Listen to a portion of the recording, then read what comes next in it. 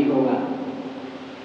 लेकिन अगर गुरु का हाथ पकड़ लेते हैं तो गुरु धीरे धीरे ही सही आपके दुर्गुण पर प्रहार करेगा। और जब दुर्गुण पर प्रहार करेगा और उसके अंगुली को पकड़ते रहे तो निश्चित है कि दुर्गुणों के पार चले जाएंगे, और नहीं तो गुरु का मार्ग बाहर का होता है, सुनाता नहीं, आप बीच में भाग जाएंगे। तो गुरु चूंकि आपके दोषों पर, आपके दुर्गुणों पर, आपके पंच विकारों पर प्रहार करता है, इसीलिए जो भगवान भी नहीं कर सकता, इसीलिए कबीर कहते हैं कि गुरु गोविंद लोग खड़े काकू लागे पाँव। गुरु और गोविंद परमात्मा दोनों खड़े हैं, पहले किनका पाँव लगे। अब कभी विचारते हैं बड़ी हमी गुरु आपने जो गोविंद जी बताए, आप नहीं होते तो गोविंद को तो हम पहचानते ही नहीं। तो पहला जो प्रणाम है मेरा आपका है। मेरा कहने का मतलब है गुरु जो जीवन में प्रकाश कर दे, दुर्गुणों से हटा दे, वही गुरु है।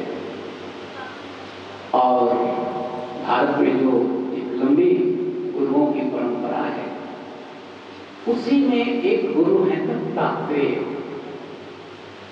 दत्तात्रेय का जन्म दिवस आज है, और उन्हीं दत्तात्रेय के जन्म दिवस के अवसर पर भारत में गुरु पूर्णिमा मनाने की परंपरा है। आप जानकर हैरान होंगे कि दत्तात्रेय के एक गुरु नहीं थे, दत्तात्रेय के 54 गुरु थे। यह संकेत हो सकता है कि गुरु दैहिक नहीं होते, जितने भी गुरु हैं सबके सब पूजनीय हैं, सबके सब वंदनीय हैं। तो हम और आप आज से पहले के जितने गुरु इस धरती पर हुए सबको नमन करें, सबकी वंदना करें, और यह नहीं माने कि वो गुरु अच्छा, ये गुरु अच्छा, वो खराब, यह खराब, कबीर पंथ ठीक, वो उपनिषद खराब, एक फालतू की बात है।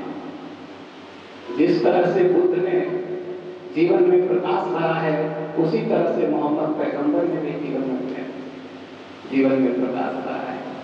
जिस तरह से गुरु नानक देव जीवन में प्रकाश भरे हैं, उसी तरह से आप देखेंगे अन्य गुरुओं ने भी जीवन में प्रकाश भरने की कोशिश की है। तो हमारी जो अपनी लंबी परंपरा है गुरुओं की, उनका सम्मान करें और उनका आशीर्वाद हम लोगों के साथ है, उनके वचनों के रूप में। आज हम बड़े धन्यभागी हैं कि उनके कहे गए वचन पुस्तकों में भी उपलब्ध है, और आपके हाथ में मोबाइल है, उसमें भी उनके वचनों को पढ़िए, जानिए, सुनिए। तो गुरु पूर्णिमा इसलिए मनाया जाता है कि हम आज के जो देहधारी गुरु हैं उनका तो सम्मान करें ही करें, और जो पहले के जितने गुरु हैं उनको भी सम्मान निवेदित करें, उनको भी जानें। अब कहने का मतलब है, आपका सवाल हो सकता है कि ये जो गुरुओं की परंपरा है, इन गुरुओं ने कैसे जीवन में प्रकाश भरा है।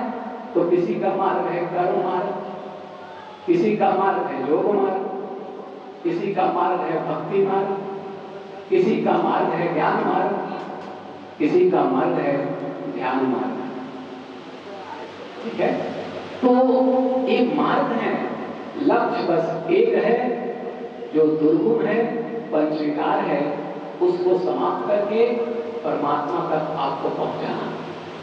जब दुर्गुण घट जाता, समाप्त हो जाता है जीवन में, तो जो आनंद बचता है वही आनंद परमानंद है, वही आत्म साक्षात्कार है। जब सारे क्लेश हट जाते हैं तो बच जो जाता है वह शुद्ध चैतन्य जो है, उसका स्वरूप है आनंद। इसीलिए आप देखेंगे कि उपनिषद कहता है रसो वैसा, वह मतलब परमात्मा ब्रह्म रस स्वरूप है, आनंद स्वरूप है। तो सबका मार्ग अलग अलग है। हम लोगों ने जो एक सहज मार्ग है ध्यान का, उसको चुना है। और आयामी ध्यान विधि जिसे विद्या केंद्र के द्वारा सिखाई जाती है, आप कहेंगे ये ध्यान से क्या होगा, पंच विकार मिटेंगे? हाँ मिटेंगे। ये जो आयामी ध्यान विधि है, ये सांसों पर केंद्रित विधि है। और आप जाने कि शरीर, मन और आत्मा, शरीर का ही सूक्ष्म भाग मन है और आत्मा उससे अलग है। आप देखेंगे कि शरीर, मन और आत्मा के बीच एक डोर बंधा है, वो सांसों का डोर है। अगर बीच के चीज को पहचान लिया जाए, उन सांसों को ठीक से जान लिया जाए, तो यह स्पष्ट हो जाता है कि शरीर अलग है और मैं आत्मा अलग हूं। और जब शरीर अलग है तो मैं विशुद्ध आत्मा हूं। तो शरीर के सुख सुविधा के लिए क्रोध, लोभ, मोह, ईर्ष्या आदि हम क्यों करें? और आप देखेंगे जैसे जैसे आप सांसों को ठीक से पहचानते जाते हैं, आपके अंदर से गुनगुन धीरे धीरे घटते चले जाते हैं। घटते ही हैं, ये मैंने अपने अनुभव से जाना है। कभी कहते हैं ना कि यह कहा कहीं की बात नहीं, यह देखा देखी की बात है। तो मैं भी आपसे कहूँ, इतना विश्वास कीजिए, ये कहा कहीं की बात नहीं है, यह देखा देखी की बात है।